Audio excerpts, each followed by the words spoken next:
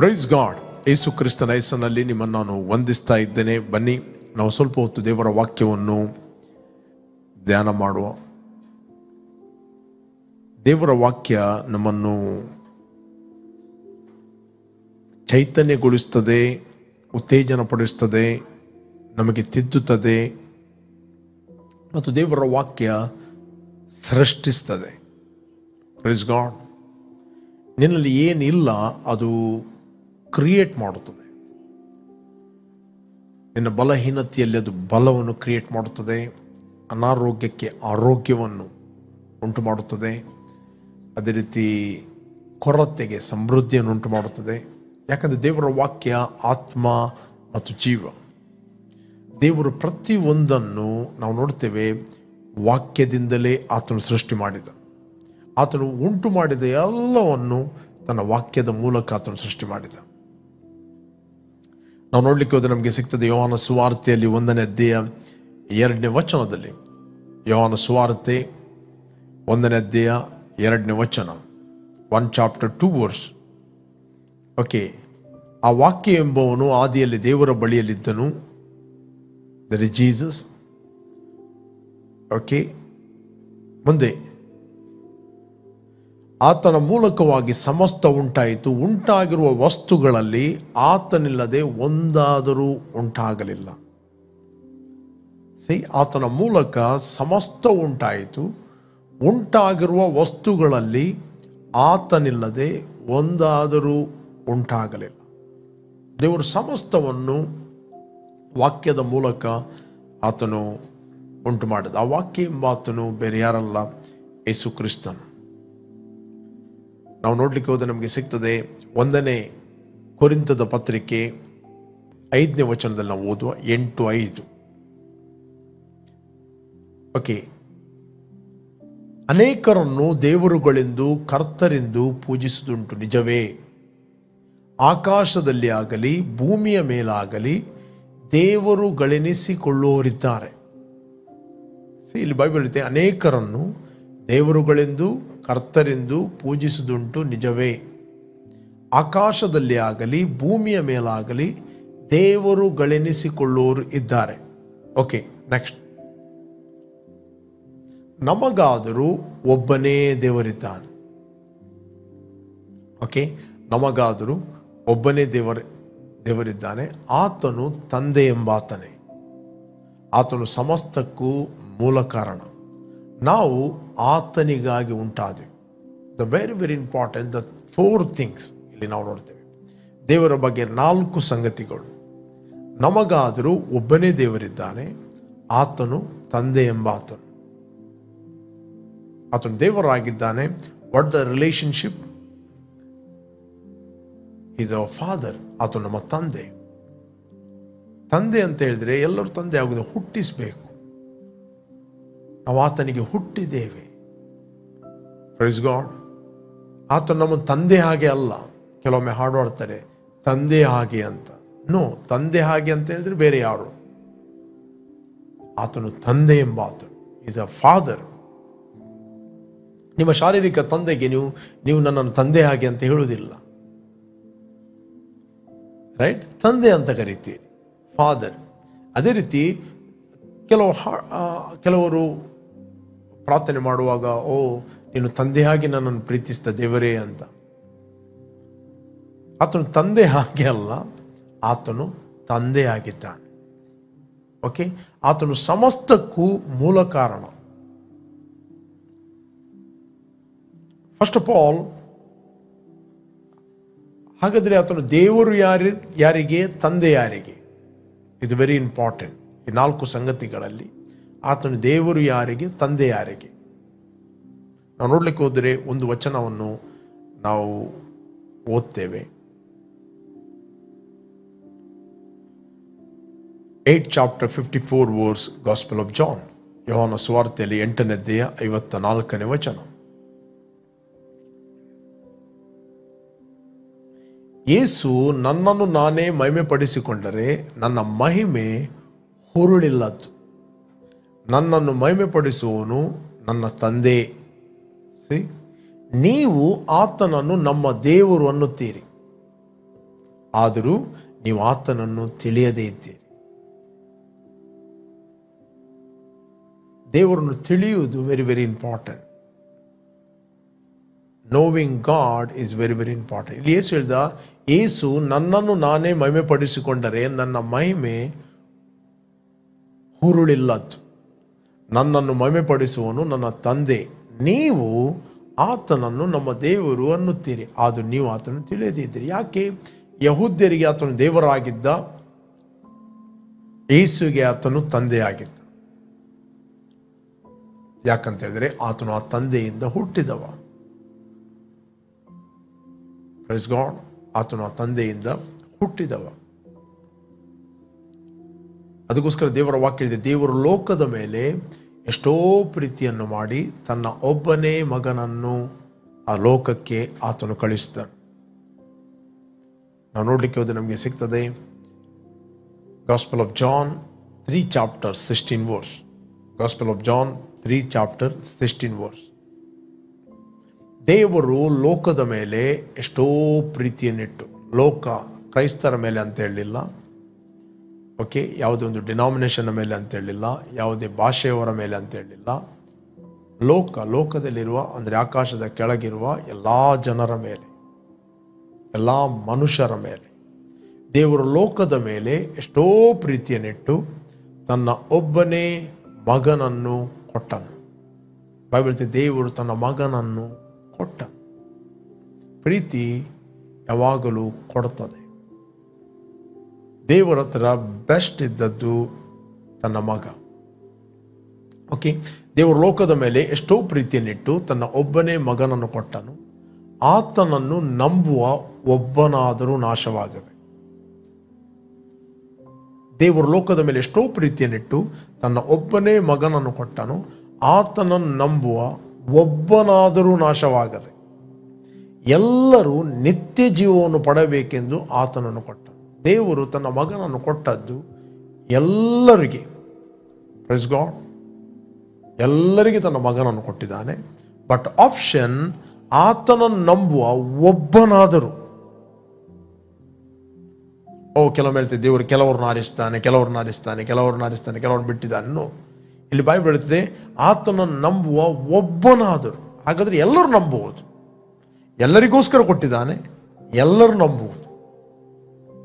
ನಂಬಿದವರು ನಿತ್ಯ ಜೀವವನ್ನು ಹೊಂದುತ್ತಾರೆ. ಆತ ನಂಬುವ ಒಬ್ಬನಾದರೂ ನಾಶವಾಗದೆ ಎಲ್ಲರೂ ನಿತ್ಯ ಜೀವವನ್ನು ಪಡೆಯಬೇಕು. ಕೆಲವರು ಅಂತ ಹೇಳಲಿಲ್ಲ, ಎಲ್ಲರೂ ನಿತ್ಯ ಜೀವವನ್ನು ಪಡೆಯಬೇಕೆಂದು ಆತನನ್ನು ಕೊಟ್ಟನು. ನಿಮ್ಮ ಮೈಂಡಲ್ಲಿ ಅನೇಕ ಆಲೋಚನೆಗಳು, ದೇವರ ಚಿತ್ತವಿದೆ, ದೇವರು ನಮ್ಮನ್ನು ರಕ್ಷಿಸ್ತಾನೆ, ದೇವರು ಏನು ತನ್ನ ಪಾರ್ಟನ್ನು ಮಾಡಲಿಕ್ಕೆ ಇದೆ ಅದನ್ನು ಆಲ್ರೆಡಿ ಕ್ರಿಸ್ತನಲ್ಲಿ ಮಾಡಿ ಮುಗಿಸ್ತಾನೆ. ಆಗ ದೇವರು ಮಾಡಿದ ಕೆಲಸವನ್ನು ಯಾಕೆ ಜನರು ಅಂಗೀಕಾರ ಮಾಡುವುದಿಲ್ಲ? What is the problem?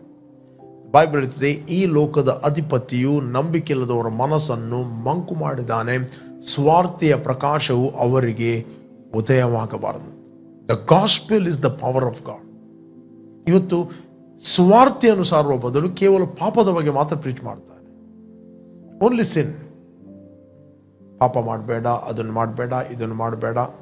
S, but gospel ಏನು ಮಾಡುತ್ತದೆ? ಸ್ವಾರ್ಥ ಏನು ಮಾಡ್ತದೆ ಅಂದರೆ ಒಬ್ಬ ಮನುಷ್ಯನನ್ನು ಪಾಪದಿಂದ ಹೊರಗೆ ತರುತ್ತದೆ. ಪಾಪದಿಂದ ಹೊರಗೆ ತಂದು ಆ ವ್ಯಕ್ತಿಗೆ ನಿತ್ಯ ಜೀವವನ್ನು ಕೊಡುತ್ತದೆ.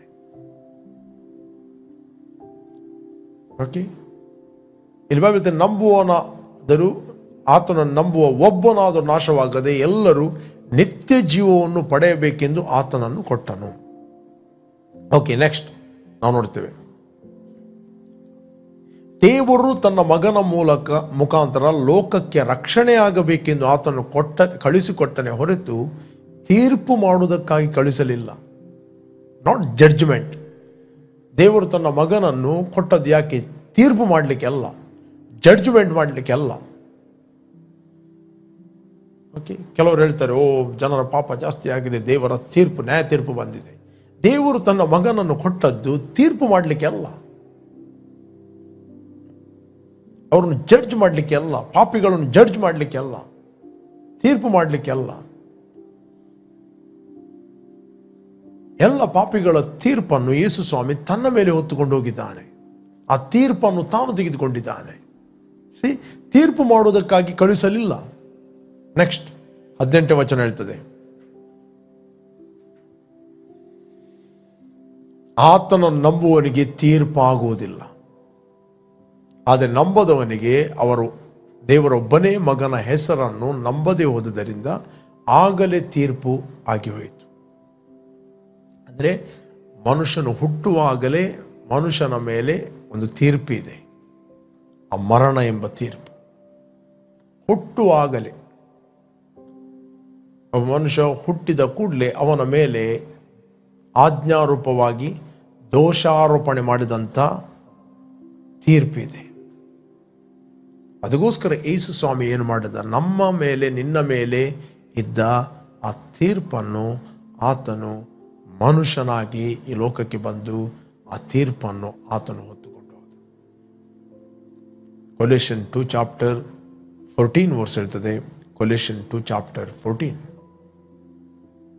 ಕೊಲೆಷನ್ 2 ಚಾಪ್ಟರ್ 14 2ನೇ ಅಧ್ಯಾಯ 14ನೇ ವಚನ. ಆತನು ನಮ್ಮ ಅಪರಾಧಗಳನ್ನೆಲ್ಲ ಕ್ಷಮಿಸಿ ನಮ್ಮ ಮೇಲೆ ದೋಷಾರೋಪಣೆ ಮಾಡಿದಂಥ ಆಜ್ಞಾರೂಪವಾಗಿದ್ದಂಥ ಪತ್ರವನ್ನು ಕೆಡಿಸಿ ಅದನ್ನು ಶಿಲುಬೆಗೆ ಜಡಿದು ಇಲ್ಲದಂತಾಗ ಮಾಡಿದನು.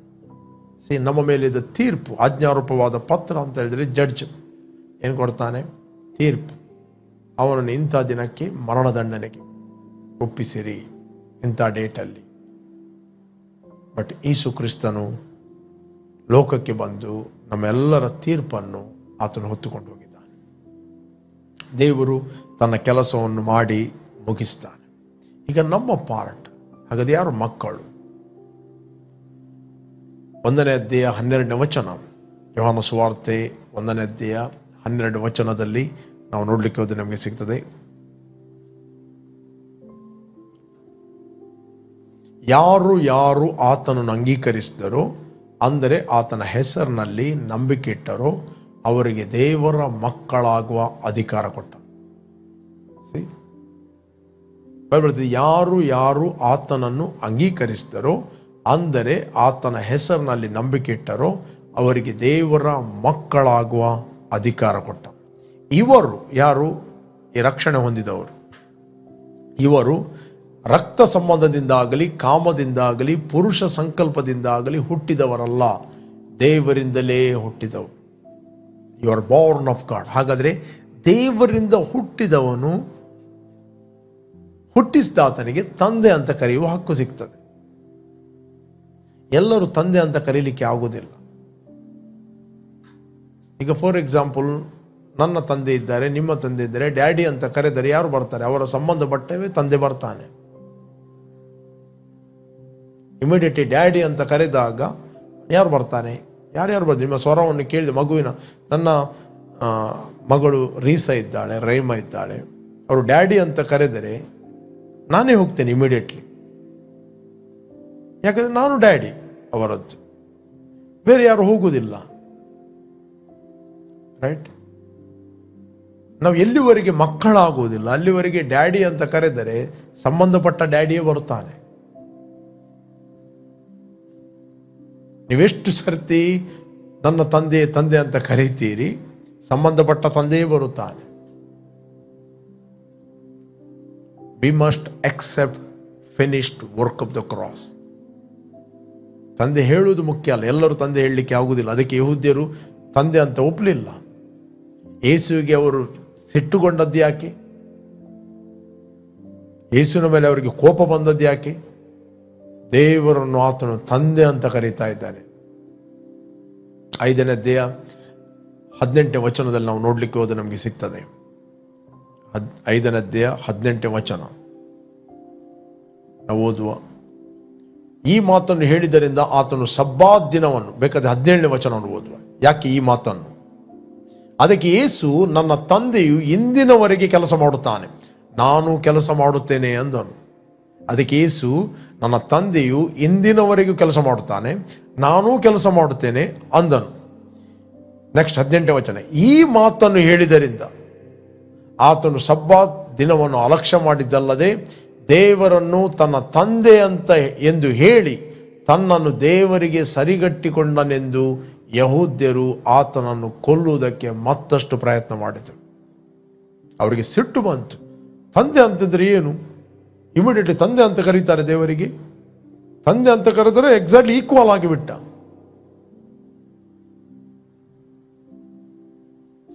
ನಾನು ಓದ್ತೇನೆ 18. ಈ ಮಾತನ್ನು ಹೇಳಿದ್ದರಿಂದ ಆತನು ಸಬ್ಬಾತ್ ದಿನವನ್ನು ಅಲಕ್ಷ್ಯ ಮಾಡಿದ್ದಲ್ಲದೆ ದೇವರನ್ನು ತನ್ನ ತಂದೆ ಎಂದು ಹೇಳಿ ತನ್ನನ್ನು ದೇವರಿಗೆ ಸರಿಗಟ್ಟಿಕೊಂಡನೆಂದು ಯಹೂದ್ಯರು ಆತನನ್ನು ಕೊಲ್ಲುವುದಕ್ಕೆ ಮತ್ತಷ್ಟು ಪ್ರಯತ್ನ ಮಾಡಿದರು. ಅದಕ್ಕೆ ಫರಿಸಾಯರು ಹೇಳಿದರು, ಅಬ್ರಾಮನ್ ನಮ್ಮ ತಂದೆ, ಯೇಸು ಹೇಳಿದ ಸೈತಾನ್ ನಿಮ್ಮ ತಂದೆ, ಆ ತಂದೆಯಿಂದ ನೀವು ಹುಟ್ಟಿದವರು, ಆ ತಂದೆಯ ದುರುಚ್ಚಗಳನ್ನು ನೀವು ಮಾಡ್ತಾ ಇದ್ದೀರಿ. ಅವನು ಸತ್ಯದಲ್ಲಿ ನಿಲ್ಲಿಲ್ಲ. ಎಷ್ಟು ಸತಿ ನೀವು ತಂದೆ ಅಂತ ಕರೀತೀರಿ, ಅವನೇ ಬರ್ತಾನೆ.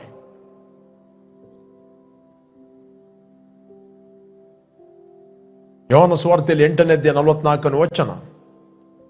ಯೋಹಾನ ಸುವಾರ್ತೆ 8ನೇ ಅಧ್ಯಾಯ 44ನೇ ವಚನ 44. ಸೈತಾನ್ ನಿಮ್ಮ ತಂದೆ, ನೀವು ಆ ತಂದೆಯಿಂದ ಹುಟ್ಟಿದವರಾಗಿದ್ದು ನಿಮ್ಮ ತಂದೆಯ ದುರುಚ್ಛೆಗಳನ್ನೇ ನಡೆಸಬೇಕೆಂದಿದ್ದೀರಿ.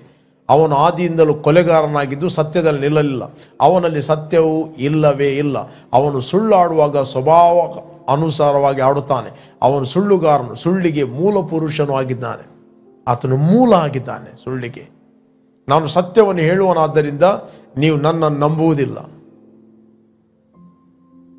ನನ್ನಲ್ಲಿ ಪಾಪವನ್ನು ತೋರಿಸಿಕೊಡುವ ನಿಮ್ಮೊಳಗೆ ಯಾರಿದ್ದಾರೆ? ನನ್ನಲ್ಲಿ ಪಾಪವನ್ನು ತೋರಿಸಿ ನೋಡುವ. ಯೇಸು ಎಂಥ ಒಂದು ಧೈರ್ಯದಲ್ಲಿ ಹೇಳಿದ. ನನ್ನದು ಏನಾದರೂ ಮಿಸ್ಟೇಕ್ ಇದ್ದರೆ, ನನ್ನಲ್ಲಿ ಏನಾದರೂ ಪಾಪ ಇದ್ದರೆ ನೀವು ತೋರಿಸಿಕೊಡ್ರಿ. ನಾನು ಸತ್ಯವನ್ನು ಹೇಳುವನಾಗಿರುವಲ್ಲಿ ನೀವು ನನ್ನ ಮಾತನ್ನು ನಂಬದೇ ಇರುವುದು ಯಾಕೆ? ನನ್ನಲ್ಲಿ ಪಾಪ ಇಲ್ಲ. ಯೇಸು ಹೇಳಿದ, ನಾನು ಪಾಪಿ ಅಲ್ಲ. ಇಲ್ಲಿ ಯಹೂದ್ಯರಿಗೆ ನಾವು ನೋಡ್ತೇವೆ ಕೋಪ ಬಂತು. ದೇವರ ಆಂಗ್ರಿ. ಇನ್ನೊಂದು ವಚನ ನಾವು ನೋಡ್ಲಿಕ್ಕೆ ಹೋದರೆ ನಮಗೆ ಸಿಗ್ತದೆ. 10ನೇ ಅಧ್ಯಾಯ 31ನೇ ವಚನ. Gospel of John 10:31. ಯಹೂದ್ಯರು ಆತನನ್ನು ಹೊಡೆದು ಕೊಲ್ಲಬೇಕೆಂದು ತಿರುಗಿ ಕಲ್ಲುಗಳನ್ನು ತೆಗೆದುಕೊಂಡು ಬರಲು. 30ನೇ ವಚನ ನಾನು ಓದ್ತೇನೆ. ನಾನು ತಂದೆಯು ಒಂದಾಗಿದ್ದೇವೆ ಅಂದನು. ಜಸ್ಟ್ ಅರಿಕೆ ಮಾಡ, ನಾನು ಮತ್ತು ನನ್ನ ತಂದೆ ಒಂದೇ ಆಗಿದ್ದೇವೆ. ಎಲ್ಲರೂ ತಂದೆ ಅಂತ ಹೇಳಲಿಕ್ಕೆ ಆಗುದಿಲ್ಲ. ಯಾರು ಯೇಸುವನ್ನು ರಕ್ಷಕರು ಒಡೆಯಲು ಅಂಗೀಕಾರ ಮಾಡಿದ್ದಾರೆ ಅವರು ಮಾತ್ರ ತಂದೆ ಅಂತ ಹೇಳ್ಬೋದು. ಯೇಸು ಸ್ವಾಮಿ ತಂದೆ ಅಂತ ಹೇಳಿದ.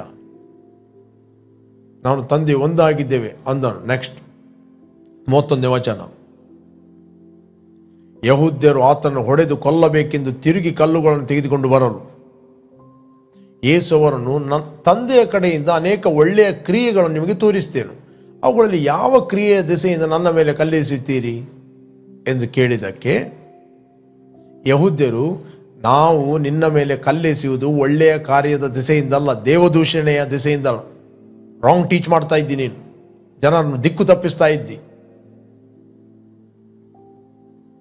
ನೀನು ದೇವದೂಷಣೆ ಮಾಡ್ತಾ ಇದ್ದಿ. ನೀನು ಮನುಷ್ಯನಾಗಿದ್ದು ನಿನ್ನನ್ನು ನೀನೇ ದೇವರನ್ನಾಗಿ ಮಾಡಿಕೊಳ್ಳುವುದರ ದಿಸೆಯಿಂದಲೂ ನಿನ್ನ ಮೇಲೆ ಕಲ್ಲೆಸೆಯುತ್ತೇವೆ ಅಂದರು. ಯಾಕೆ? ಯೇಸು ಸ್ವಾಮಿ ಕೇವಲ ಹೇಳಿದ್ದು ನಾನು ದೇವರಂತ ಹೇಳಿ, ನನ್ನ ತಂದೆ ಅಂತ ಹೇಳಿದ ಅಷ್ಟೇ. ತಂದೆ ಅಂತ ಹೇಳಿದ್ರೆ ನಿನ್ನ ದೇವರನ್ನಾಗಿ ಮಾಡುತ್ತಿ ಅಲ್ವಾ? ಇನ್ನೊಂದು ಕಡೆಯಲ್ಲಿ ಹೇಳಿದ್ದು ತಂದೆ ಅಂತ ಹೇಳಿಕೊಂಡು ನೀನು ದೇವರಿಗೆ ಸರಿಗಟ್ತಾ ಇದ್ದಿ. ಅದಕ್ಕೆ ಯೇಸು, ನೀವು ದೇವರುಗಳೇ ಎಂದು ನಾನು ಹೇಳಿದೆನು ಎಂಬುದಾಗಿ ನಿಮ್ಮ ಧರ್ಮಶಾಸ್ತ್ರದಲ್ಲಿ ಬರೆದಿದೆ ಅಲ್ಲ.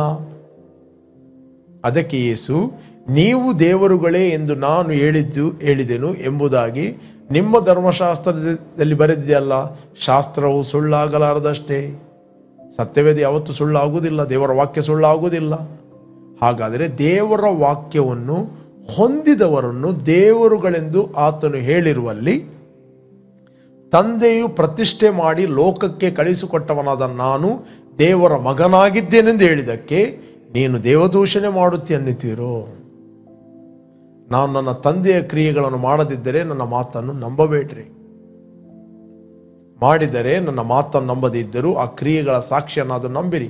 ಆಗ ನನ್ನಲ್ಲಿ ತಂದೆ ಇದ್ದಾನಂತಲೂ ತಂದೆಯಲ್ಲಿ ನಾನು ಇದ್ದೇನಂತಲೂ ನೀವು ತಿಳ್ಕೊಂಡು ಮನನ ಮಾಡಿಕೊಟ್ರಿ. ಇದನ್ನು ಮೆಡಿಟೇಟ್ ಮಾಡಿರಿ, ಧ್ಯಾನ ಮಾಡಿರಿ. ಸ್ವಲ್ಪ ವಾಕ್ಯವನ್ನು ಧ್ಯಾನ ಮಾಡಲಿಕ್ಕೆ ಕಲಿಯಿರಿ ಪ್ರೇರೆ. ಇವತ್ತು ಯೇಸುವಿನ ತಂದೆ ಆತನು ನಮ್ಮ ತಂದೆ ಆಗಿದ್ದಾನೆ. ಮಣ್ಣಿನಿಂದ ಹುಟ್ಟಿದವನು ಎಂಥವನೋ ಮಣ್ಣಿಗೆ ಸಂಬಂಧಪಟ್ಟವರು ಅಂಥವರೇ. ಮೊದಲನೇ ಆದಾಮನು. ಪರಲೋಕದಿಂದ ಬಂದವನು ಎಂಥವನೋ ಪರಲೋಕ ಸಂಬಂಧಪಟ್ಟವರು ಅಂಥವರೇ. ಮೊದಲನೇ ಮನುಷ್ಯನಾದ ಆದಾಮನು ಮಣ್ಣಿನಿಂದ ಹುಟ್ಟಿ ಮಣ್ಣಿಗೆ ಸಂಬಂಧಪಟ್ಟವನು, ಬದುಕುವ ಪ್ರಾಣಿಯಾದನು. ಎರಡನೇ ಕಡೆಯ ಮನುಷ್ಯನಾದ ಆದಾಮನು ಬದುಕುವ ಆತ್ಮವಾದನು. Is a life giving spirit. When you accepted Jesus, you are the life giving spirit. You are one spirit with the Holy Spirit. ಕರ್ತನೊಟ್ಟಿಗೆ ನೀವು ಒಂದು ಆತ್ಮವಾಗಿದ್ದೀರಿ. It's a spiritual reality. ಕೆಲವೊಮ್ಮೆ ಸೆನ್ಸ್ ನಾಲೆಜಲ್ಲಿ ಮೆಡಿಟೇಟ್ ಮಾಡಲಿಕ್ಕೆ ಕಷ್ಟ ಆಗ್ತದೆ. ಯೇಸು ಸ್ವಾಮಿ ಹೇಳಿದ ಇದನ್ನು ಮನನ ಮಾಡಿರಿ ಅಂತ ಹೇಳಿದ. ನಾನು ತಂದೆಯಲ್ಲಿದ್ದಾನೆ, ತಂದೆಯು ನನ್ನಲ್ಲಿದ್ದಾನಂತ ಇದನ್ನು ಮನನ ಮಾಡಿರಿ. 10ನೇ ಅಧ್ಯಾಯ 38ನೇ ವಚನ. ಓಕೆ, ಅದಕ್ಕೋಸ್ಕರ 8ನೇ ಅಧ್ಯಾಯ 5ನೇ ವಚನ ಹೇಳ್ತದೆ, ನಮಗಾದರೂ ಒಬ್ಬನೇ ದೇವರಿದ್ದಾನೆ, ಆತನು ನಮಗೆ ತಂದೆ ಎಂಬ ಆತನು. ನಮಗಾದರೂ ಒಬ್ಬನೇ ದೇವರಿದ್ದಾನೆ, ಆತನು ತಂದೆ ಎಂಬ ಆತನೇ. ಸಮಸ್ತಕ್ಕೂ ಮೂಲ ಕಾರಣ. ನಾವು ಆತನಿಗಾಗಿ ಉಂಟಾದೆವು. ಪ್ರಿಯರೇ, ದೇವರು ನಿಮ್ಮನ್ನು ಆತನಿಗೋಸ್ಕರ ಸೃಷ್ಟಿ ಮಾಡಿದ್ದಾನೆ. ನೀವು ಯೇಸುವನ್ನು ರಕ್ಷಕನ ಒಡೆಯನೆಂದು ಅಂಗೀಕಾರ ಮಾಡಿದ ವ್ಯಕ್ತಿಗಳು, ನೀವು ಲೋಕದಿಂದ ಪ್ರತಿಷ್ಠಿಸಲ್ಪಟ್ಟವು, ಲೋಕದಿಂದ ಸಪರೇಟ್ ಆದವು, ಲೋಕದಿಂದ ಬೇರ್ಪಡಿಸಲ್ಪಟ್ಟವು. ನೀವು ಆತನಿಗೋಸ್ಕರ ಉಂಟಾದವರು. ನೀವು ಯಾವ ಮನುಷ್ಯನಿಗೋಸ್ಕರ ಪ್ಲೀಸ್ ಮಾಡಲಿಕ್ಕೆ ಉಂಟಾದವರಲ್ಲ. ನೀವು ಯಾವುದೇ ವ್ಯಕ್ತಿಗೋಸ್ಕರ ಅಲ್ಲ. ದೇವರು ನಿಮ್ಮನ್ನು ತನಗೋಸ್ಕರ ಉಂಟು ಮಾಡಿದ್ದಾನೆ. ಆತನು ನಿಮ್ಮನ್ನು ತನಗೋಸ್ಕರ ಸೃಷ್ಟಿ ಮಾಡಿದ್ದಾನೆ. We need to always pray the prayer of consecration prayer. ಏನಂತ ಹೇಳಿದ್ರೆ, ಎವ್ರಿ ಡೇ ಈ ಪ್ರೇಯರ್ ನಮ್ಮನ್ನು ನಾವು ಒಪ್ಪಿಸಿಕೊಡ್ಬೇಕು ದೇವರ ಉದ್ದೇಶಕ್ಕೆ. ಯೇಸು ಸ್ವಾಮಿ ಈ ಲೋಕಕ್ಕೆ ಬಂದದ್ದು ದೇವರ ಉದ್ದೇಶಕ್ಕೋಸ್ಕರ. ಈಗೋ ದೇವರ ಯಜ್ಞ ನೈವೇದ್ಯಗಳು ನಿನಗೆ ಬೇಡವಾದವು, ಗ್ರಂಥದ ಸುರುಳಿಯಲ್ಲಿ ನನ್ನನ್ನು ಕುರಿತು ಬರೆಯಲ್ಪಟ್ಟಿದೆ, ನಿನ್ನ ಚಿತ್ತವನ್ನು ನೆರವೇರಿಸಲು ನಾನು ಬಂದಿದ್ದೇನೆ. 10ನೇ ಅಧ್ಯಾಯ 5ನೇ 6 7ನೇ ವಚನ ಹೀಬ್ರೂಸ್. ನಾವು ನೋಡ್ತೇವೆ, ಯೇಸು ಸ್ವಾಮಿಯ ಕೊನೆಯ ರಾತ್ರಿಯಲ್ಲಿ ಗೆತ್ಸೆಮನೆ ತೋಟದಲ್ಲಿ ಆತನು ಪ್ರಾರ್ಥನೆ ಮಾಡಿದ. ಪ್ರಾರ್ಥನೆ ಮಾಡುವಾಗ, ತಂದೆ ಸಾಧ್ಯವಾದರೆ ಈ ಪಾತ್ರೆಯನ್ನು ನನ್ನಿಂದ ತೊಲಗಿಸು, ಆದರೆ ನನ್ನ ಚಿತ್ತವಲ್ಲ ನಿನ್ನ ಚಿತ್ತವೇ ನೆರವೇರಲಿ. This a consecration prayer, this not a faith prayer. Okay, faith prayer ಒಮ್ಮೆ ಪ್ರೇಯರ್ ಮಾಡಿದರೆ ಸಾಕು. ನೀವು ಪ್ರಾರ್ಥನೆಯಲ್ಲಿ ಏನೇನೋ ಪ್ರಾರ್ಥನೆ ಮಾಡಿದಿರೋ ನಂಬಿರಿ, ಅದು ನಿಮಗೆ ಸಿಕ್ಕಿದೆ. ಇದು ಕಾನ್ಸಕ್ರೇಷನ್, ಒಂದು ಪ್ರತಿಷ್ಠೆಯ ಪ್ರಾರ್ಥನೆ. ಓಕೆ, ಆತನು ವಿಲ್ಫುಲಿ ದೇವರ ಉದ್ದೇಶಕ್ಕೆ ತನ್ನನ್ನು ಒಪ್ಪಿಸಿಕೊಟ್ಟ. ಪ್ರಿಯರೇ, ನಮಗೆ ಎವ್ರಿ ಡೇ ಮಾರ್ನಿಂಗ್ ಹೇಳುವಾಗ ನಮ್ಗೆ ಗೊತ್ತಿರಬೇಕು, ನಾವು ದೇವರ ಉದ್ದೇಶಕ್ಕೋಸ್ಕರ ನಾವು ಹುಟ್ಟಿದವರು. ಎವ್ರಿ ಡೇ ನಮ್ಮನ್ನು ನಾವು ದೇವರ ಚಿತ್ತಕ್ಕೆ, ಉದ್ದೇಶಕ್ಕೆ ನಾವು ಒಪ್ಪಿಸಿಕೊಡ್ಬೇಕು. ತಂದೆ, ನಾವು ನಿನ್ನಿಂದ ನಡೆಸಲ್ಪಡುತ್ತೇವೆ, ನಿನ್ನಿಂದ ನಾವು ಹೊಂದುತ್ತೇವೆ.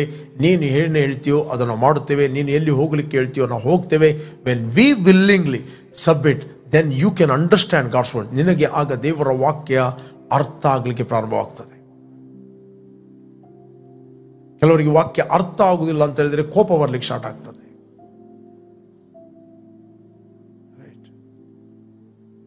ಪ್ರಿಯರೇ, ದೇವರು ನಿನ್ನನ್ನು ದೇವರು ಆತನಿಗೋಸ್ಕರ ಉಂಟು ಮಾಡಿದ್ದಾನೆ. ಇಲ್ಲಿ 4 ಸಂಗತಿಗಳು ನೋಡ್ತೇವೆ. ನಮಗಾದರೂ ಒಬ್ಬನೇ ದೇವರು. ರಿಲೇಶನ್ಶಿಪ್ ಏನು? Is our father. ಆತ ನಮ್ಮ ತಂದೆ, ಆತನು ಸಮಸ್ತಕ್ಕೂ ಮೂಲ ಕಾರಣ. ನಾವು ಆತನಿಗಾಗಿ ಉಂಟಾದೆವು. ನೆಕ್ಸ್ಟ್ ಹೇಳಿದೆ, ನಮಗಾದರೂ ಒಬ್ಬನೇ ಕರ್ತ, ಆತನು ಯೇಸು ಕ್ರಿಸ್ತನು. ಸಮಸ್ತವು ಆತನ ಮೂಲಕ ಉಂಟಾಯಿತು, ನಾವು ಆತನಲ್ಲಿ ಸೃಷ್ಟಿಸಲ್ಪಟ್ಟೆವು. ನೀವು ಓದಿದ್ರೆ ನಿಮಗೆ ಸಿಗ್ತದೆ 8ನೇ 6ನೇ ವಚನ, 1 ಕೊರಿಂಥಿಯನ್. ನಮಗೆ ಒಬ್ಬನೇ ಕರ್ತ, ಆತನು ಯೇಸು ಕ್ರಿಸ್ತನೇ. ಆತನ ಮುಖಾಂತರ ಸಮಸ್ತ ಉಂಟಾಯಿತು. ಯಾರ ಮುಖಾಂತರ? ಉಂಟಾದೆಲ್ಲ ವಾಕ್ಯ ಎಂಬ ಆತನ ಮುಖಾಂತರ ಉಂಟಾಯಿತು. That is Jesus. ನಾವಾಗ ಓದಿದೆ 1ನೇ ಅಧ್ಯಾಯ 2ನೇ 3ನೇ ವಚನ. ನಾವು ಆತನ ಮುಖಾಂತರ ಉಂಟಾದೆವು, ಅಂದರೆ ಆತನ ಮೂಲಕ ನಾವು ಸೃಷ್ಟಿಸಲ್ಪಟ್ಟೆವು. Jesus Christ. ಅದಕ್ಕೆ ಯೇಸು ಸ್ವಾಮಿ ಹೇಳಿದ, ದೇವರ ವಾಕ್ಯ ಯಾರಿಗೆ ಪ್ರಾಪ್ತವಾಗಿದೆಯೋ ಅವರ ದೇವರುಗಳು. ಶಾಸ್ತ್ರವು ಯಾವತ್ತೂ ಸುಳ್ಳಾಗುವುದಿಲ್ಲ. ಆ ವಾಕ್ಯ ಎಂಬಾತನು ಯೇಸು ಕ್ರಿಸ್ತನು. ನಾವು ಆತನ ಮೂಲಕ ಸೃಷ್ಟಿಸಲ್ಪಟ್ಟಿದ್ದೆವು. We need to always live for God. ದೇವರಿಗೋಸ್ಕರ ನಮ್ಮ ಜೀವಿತವನ್ನು ಯಾವಾಗ ನಾವು ಪ್ರತಿಷ್ಠೆಪಡಿಸಬೇಕು. Praise God. ನಾವು ಆತನಿಗೋಸ್ಕರ ಉಂಟಾದೆವು. ದೇವರು ನಿಮ್ಮ ಕೈಯಲ್ಲಿ ಮಕ್ಕಳನ್ನು ಕೊಟ್ಟಿದ್ದಾನೆ. ಆ ಮಕ್ಕಳನ್ನು ನೀವು ಆತನಿಗೋಸ್ಕರ ಬೆಳೆಸುವಂಥದ್ದು ವೆರಿ ವೆರಿ ಇಂಪಾರ್ಟೆಂಟ್. ಆಗ ದೇವರು ನಿಮಗೆ ಎಲ್ಲ ಅನುಕೂಲತೆಗಳನ್ನು ಆತನು ಉಂಟು ಮಾಡುತ್ತಾನೆ. ಪ್ರಿಯರೇ, ನೀವು ನಿಮ್ಮವರಲ್ಲ, ನೀವು ನಿಮಗೆ ಸಂಬಂಧಪಟ್ಟವರಲ್ಲ. ನೀವು ಯೇಸು ಕ್ರಿಸ್ತನ ರಕ್ತದಿಂದ ಕ್ರಯಕ್ಕೆ ತೆಗೆದುಕೊಳ್ಳಲ್ಪಟ್ಟವರು. ಪ್ರಿಯರೇ, ಯಾರಾದರೂ ಈ ಸಂಜೆ ವೇಳೆಯಲ್ಲಿ ನೀವು ಫಸ್ಟ್ ಟೈಮ್ ವೀಕ್ಷಿಸ್ತಾ ಇದ್ದೀರಿ, ಯೇಸುವನ್ನು ರಕ್ಷಕನ ಒಡೆಯನೆಂದು ನೀವು ಅಂಗೀಕಾರ ಮಾಡದಿದ್ದರೆ, this the right time. Call Jesus in your heart. ನಿಮ್ಮ ಹೃದಯದಲ್ಲಿ ಆತನು ಕರೆಯಿರಿ. ಯಾರು ಆತನ ಅಂಗೀಕಾರ ಮಾಡುತ್ತಾರೋ, ಅಂದರೆ ಆತನ ಹೆಸರನ್ನು ನಂಬಿಕೆ ಇಡ್ತಾರೋ, ಅವರಿಗೆ ದೇವರ ಮಕ್ಕಳಾಗುವ ಅಧಿಕಾರ ಸಿಗ್ತದೆ. ಇವರು ರಕ್ತ ಸಂಬಂಧದಿಂದಾಗಲಿ, ಕಾಮದಿಂದಾಗಲಿ, ಮನುಷ್ಯರ ಇಚ್ಛೆಯಿಂದಾಗಲಿ ಹುಟ್ಟಿದವರಲ್ಲ. ಇವರು ದೇವರಿಂದ ಹುಟ್ಟಿದವರು. ಆತ್ಮಸ್ವರೂಪಿಯಾದ ದೇವರಿಗೆ ಆತ್ಮಸ್ವರೂಪಿಯಾದ ಮಕ್ಕಳಾಗಿ ನೀವು ಹುಟ್ಟುತ್ತೀರಿ. ಪ್ರೀತಿ ಸ್ವರೂಪಿಯಾದ ದೇವರಿಗೆ ಪ್ರೀತಿ ಸ್ವರೂಪಿಯಾದ ಮಕ್ಕಳಾಗಿ ನೀವು ಹುಟ್ಟುತ್ತೀರಿ. ಆತನ ರಕ್ತದ ಮೂಲಕ ನಿಮ್ಮ ಪಾಪಗಳು ಕ್ಷಮಿಸಲ್ಪಡುತ್ತವೆ. ಆತನ ರಕ್ತದಿಂದ ನೀವು ಶುದ್ಧೀಕರಿಸಲ್ಪಡ್ತೀರಿ. ಆತನ ರಕ್ತದ ಮೂಲಕ ನೀವು ದೇವರಿಗೆ ಹುಟ್ಟುತ್ತೀರಿ. Okay, let's pray. Thank you Lord, thank you father. ತಂದೆ, ನೀನು ನಮ್ಮ ಮೇಲೆ ಪ್ರೀತಿ ಮಾಡಿ ನಿನ್ನ ಒಬ್ಬನೇ ಮಗನಾದ ಯೇಸುವನ್ನು ನಮಗೋಸ್ಕರ ಕಳಿಸ್ತಿ. ಆತ ನಮಗೋಸ್ಕರ ಕ್ರೂಜೆಯಲ್ಲಿ ಸತ್ತು ಪ್ರಾಣವನ್ನು ಕೊಟ್ಟು ಹೂಣಲ್ಪಟ್ಟು ಮೂರನೇ ದಿನ ಪುನರುತ್ಥಾನಾದ ನಾವು ನಂಬುತ್ತೇವೆ. ಆತನು ಸುರಿಸಿದ ರಕ್ತದ ಮೂಲಕ ನಮ್ಮ ಅಪರಾಧಗಳು ಪರಿಹಾರವಾಗಿ ನಮಗೆ ಬಿಡುಗಡೆ ಆಯಿತು. ನಾವು ಅರಿಕೆ ಮಾಡುತ್ತೇವೆ ಬಾಯಲ್ಲಿ, ಯೇಸುವೆ ನಮ್ಮ ಕರ್ತನೆಂದು. ತಂದೆ, ನಾವು ನಿನಗೋಸ್ಕರ ಉಂಟಾಗಿದ್ದೇವೆ. ಕ್ರಿಸ್ತನ ಮೂಲಕ ನಾವು ಸೃಷ್ಟಿಸಲ್ಪಟ್ಟಿದ್ದೇವೆ. Thank you lord. ಪರಲೋಕದಿಂದ ಬಂದವನು ಎಂಥವನು, ಪರಲೋಕ ಸಂಬಂಧಪಟ್ಟವರು ನಾವು ಅಂಥವರೇ ಆಗಿ ನಮ್ಮನ್ನೇನು ಹುಟ್ಟಿಸಿದೆ, ಅದಕ್ಕೋಸ್ಕರ ಸ್ತೋತ್ರ. ಇವತ್ತು ತಂದೆ ಅಂತ ಹೇಳುವಂಥ ಸೌಭಾಗ್ಯವನ್ನು ನಮಗೆ ಕೊಟ್ಟಿದ್ದೆ. Father, we worship you and glorify your name. ಯಾವಾಗೂ ನಿನ್ನನ್ನು ಗಲಪಡಿಸುವಂತೆ ತಂದೆ, ಯಾವಾಗೂ ನಿನ್ನ ನಾವು ತಿಳಿಯುವಂತೆ ನಿನ್ನ ವಾಕ್ಯ ಹೇಳ್ತೀವಿ, ಯಾವನು ಹುಟ್ಟಿಸಿದ ತಂದೆಯನ್ನು ಪ್ರೀತಿ ಮಾಡುತ್ತಾನೋ ಆ ತಂದೆಯಿಂದ ಹುಟ್ಟಿದವರೆಲ್ಲರನ್ನು ಆತನು ಪ್ರೀತಿ ಮಾಡುತ್ತಾನೆ ಅಂತ ವಾಕ್ಯ ಹೇಳ್ತೀವಿ. ತಂದೆ, ನಿನ್ನಿಂದ ಯಾರೆಲ್ಲ ಹುಟ್ಟಿದಾರೋ ಅವರೆಲ್ಲರೂ ನಾವು ಪ್ರೀತಿ ಮಾಡುವವರಾಗಿದ್ದೇವೆ. Thank you Lord. ಯಾರೆಲ್ಲ ವೀಕ್ಷಿಸ್ತಾ ಇದ್ದರು ಅವರು ಪವಿತ್ರಾತ್ಮನಿಂದ ತುಂಬಲ್ಪಡಲಿ. Release the anointing. Every wicked counsel, I break you and cancel by the power of the Holy Spirit of God. Release the anointing, release the grace, release the favor and protection of God. In Jesus' name, amen, amen, amen.